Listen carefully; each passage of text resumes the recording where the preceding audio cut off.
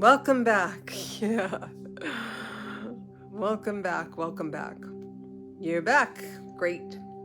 So depending on if you live alone, I think that, we have a lot of freedom when we live by ourselves, but I would literally just be in a bikini for the weekend. And it would really ground me into my physical human body. And that would really, really help me a lot. Or in one of these bralettes and just, bikini bottoms. And like I said at the beginning, when I was heavier, it was hard. It was hard to be with myself. And that was a really good thing for me to see, that I struggled just to be with my own physicality. It was, I'd be like, my God, if it's hard for me to be with me, good Lord, how do I expect anybody else to be comfortable with me if I'm not comfortable with me? So it took me a little while to get comfortable being with myself, physically be with myself. And then it was a lot easier and a lot easier and a lot easier, and just get really comfortable. It was easy for me to spend time with myself, but I mean physical time with myself in a body that I wasn't loving. And then I was able to really love it more and more and more in this physical state that it was in, which was in a physical state that I wasn't really loving, and really become very loving to myself, even when it was a body that I was like, this isn't exactly the body that I have in mind. However, this is where we are now, and if I can't find deep love and compassion for where I am right now, I got some deep work to do.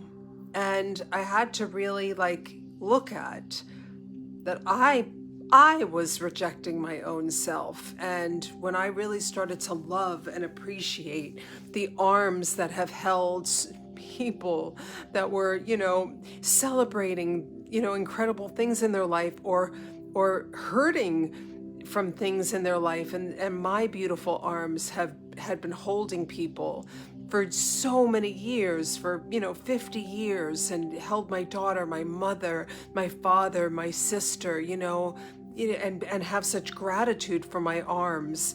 And for the years, my legs have been the things that I have, been the most critical of, and just been very, we generally have something where we're like, I can't stand blah, blah, blah.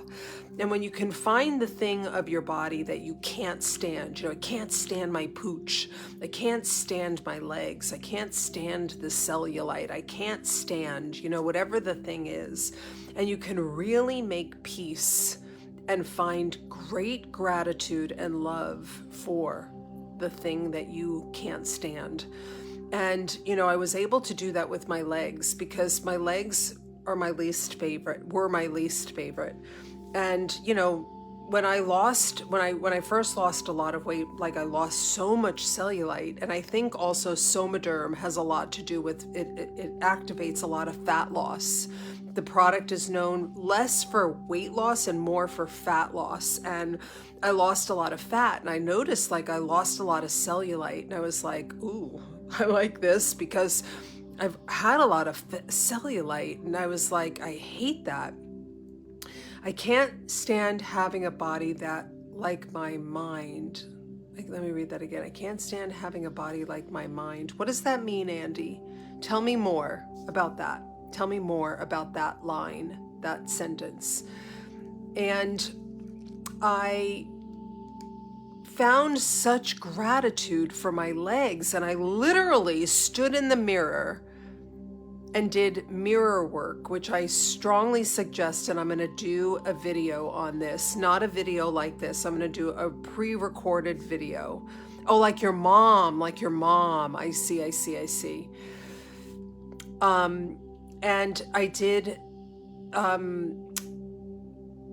such gratitude for what my legs have carried me through, and really did an inventory of life, from being a small girl, and just sort of went through this inventory of wow, these legs have walked me through almost 60 years of life and have gone through so many celebrations and weddings and births, and the birth of my daughter and my nephew and friends' children, and so many weddings and bar mitzvahs and bat mitzvahs, and just so many incredible things, and so much tragedy, and I was able to walk myself and other people that I love, and because of these legs,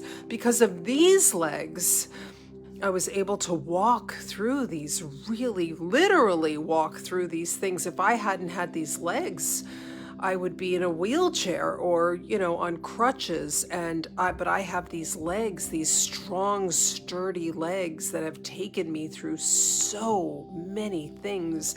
I have walked hills. I've done 3 days where I've walked 60 miles in 3 days. I have run.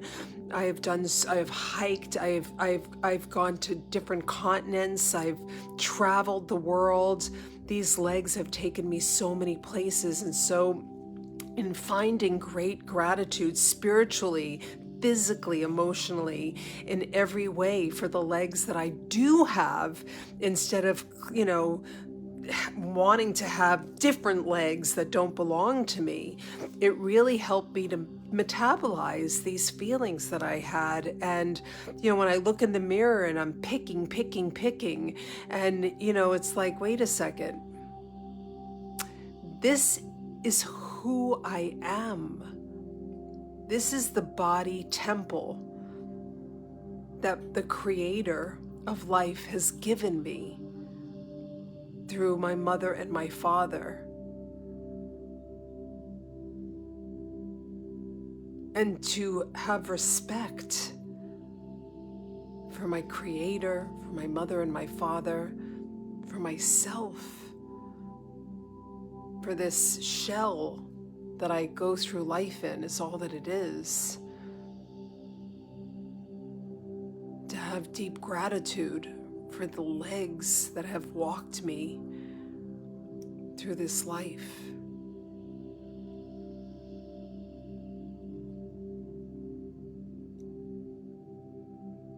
So we get to choose how we see our body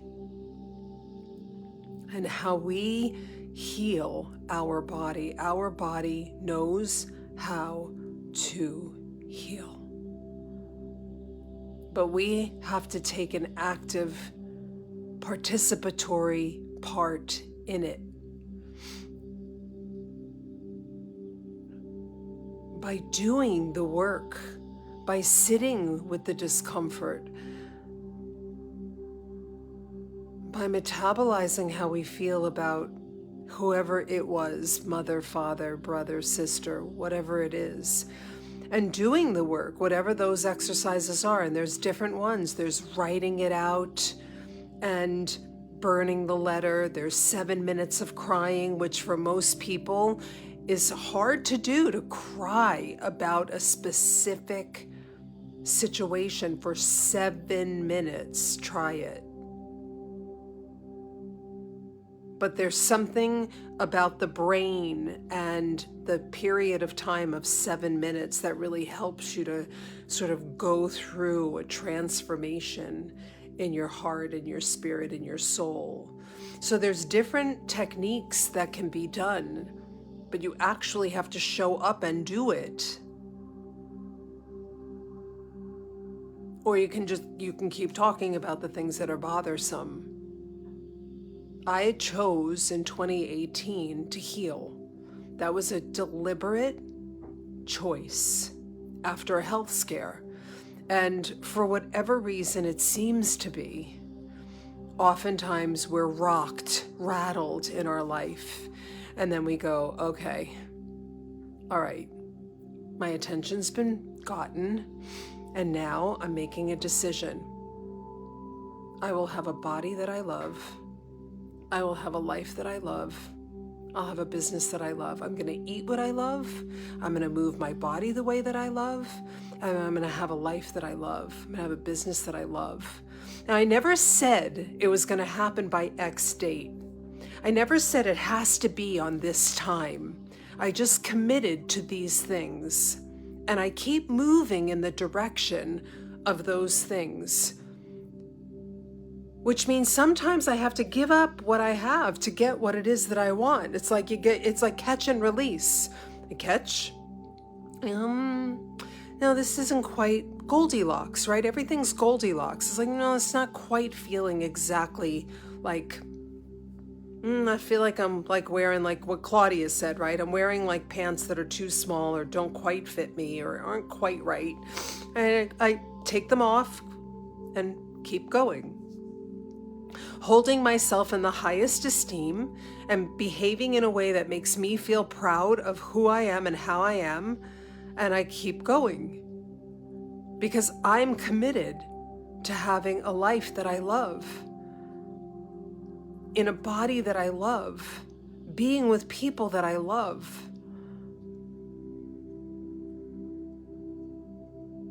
And I hold this standard for you. I truly, honestly, in my heart, believe that you can have a life that you love, living in a body that you love, living it with people that you love, having, if you desire, a business that you love, doing things that you love, living in a frequency of love and desire. And it requires some work.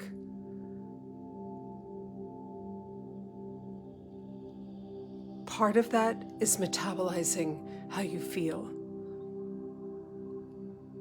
about things.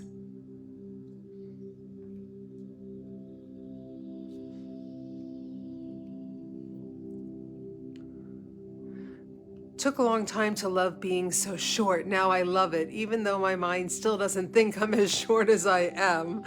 Until I see a picture. I learned altering my clothes to fit my body made me feel so much better. Yes. Yeah, we work with what we have, right? Totally.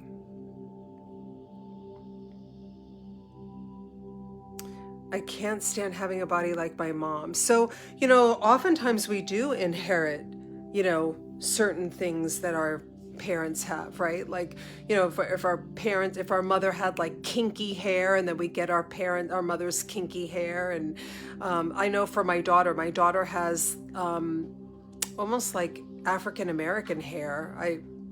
Sometimes Jewish hair is like, it comes out of the root like a kink. And when and I think my father who passed, I think his hair was like that. And I mean, my hair isn't like that. And so when she was young, she used to do like all of the chemical, like the keratin straightening and all of that. I mean, she hated that hair. And then one day she was watching a video, and she was like, it was called Mixed Chicks. And my daughter, from a very young age, she always had like Black friends and Asian friends and mixed race friends. And she always had she just did. I mean, maybe it was where we lived and just what she was attracted to and her energy and her vibe. And she was like, I'm going to buy these products and I'm going to start using them in my hair. And that was kind of the end of that. She's like, you know what? I'm just going to have my hair be my hair. And if you've ever seen a picture of my daughter, she has like the most gorgeous hair. Now, she might change one day and go like, nope, I want it to be like your hair, like this straight hair. But she's got this crazy hair, and she used to hate it. She'd be like she felt like she was cursed. Like, why did I get this hair? Look at your hair. Why didn't I get your hair? And she'd cry and cry and cry.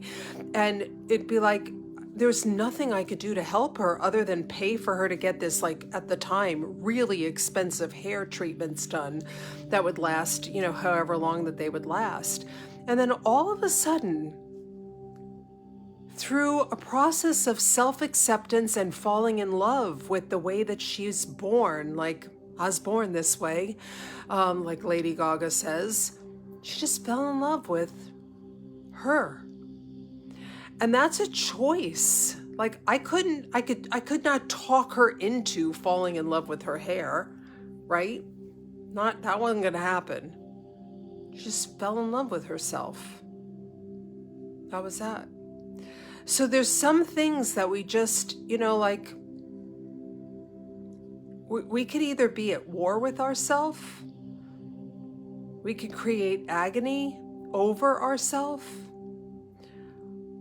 or we could look at it from a different lens.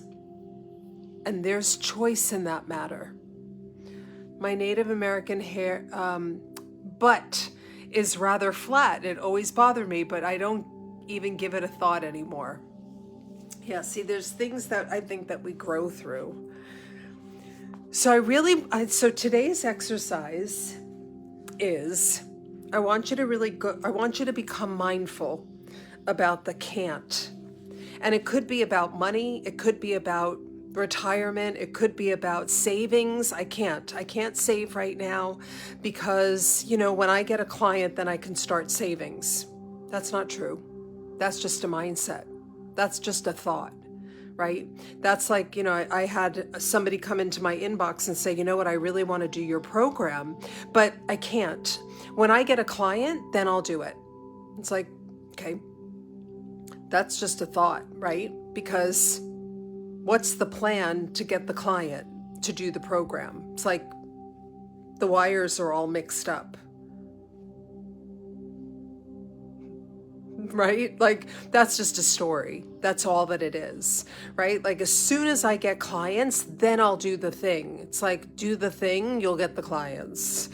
It's just a story that we tell. As soon as I lose the weight, I'm going to meet a guy. It's like, you can meet a guy that has nothing to do with anything. It's just a story that you've told yourself. Like, I can't meet anybody until XYZ.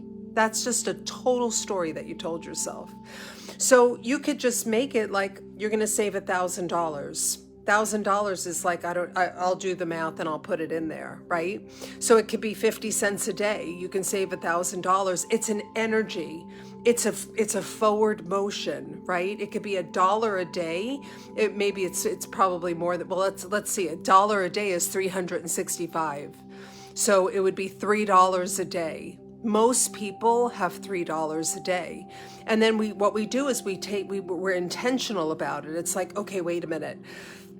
$3 a day kind of feels like that could kind of start stacking up and feel like a lot. So let me look at my bank statement. Oh my God, like, what is this recurring charge? Like, I don't even use this thing. So you turn that off and you start really looking at, like, how can I make this happen? Because I'm so quick to say that I can't do something. Where else am I saying I can't? Because can't is an undertow in our life, and it becomes contagious. I can't is contagious, and I can is such is also contagious, but in like an incredible way that brings momentum to your life. So when you start stepping into the I can vibe, and you start finding, like, wait a minute, I can do that, and I can make that happen, and I can do this thing, and everything starts opening up. I can do those 100 stand-up sit-ups. I can do that. I can make that happen. I can do this. I can save $3. I can do this. I can do this. I can commit to this. All of a sudden, you have a different vibration. Things start to change, but we have to listen to the can'ts to get to the cans. And it's really powerful. It's really, really powerful. So we want to really start to disconnect from the undertow. And most of us don't even realize that the undertow is there. But when we really start to surf, it's beautiful. You're beautiful, it's true. Okay, so I'll post, I don't remember in the workbook if there was the I can, I can't, but if there is not, I'll take a look at the workbook. I don't recall because I did it, I think, last week, so I'll take a look. But if there isn't, then I'll make sure that there is an I can, I can't worksheet for you to work off of, but it'll be really, really powerful for you to work on I can, I can't, I can, I can't, whether you do it here or you do it on your own, but really, really work on I can, I can't, because changing that frequency is really going to be powerful for you. It really, really will. It will. All right. So I will see you later. Have a beautiful, blessed day. And I'll see you really soon. Okay. Lots of love. Ciao.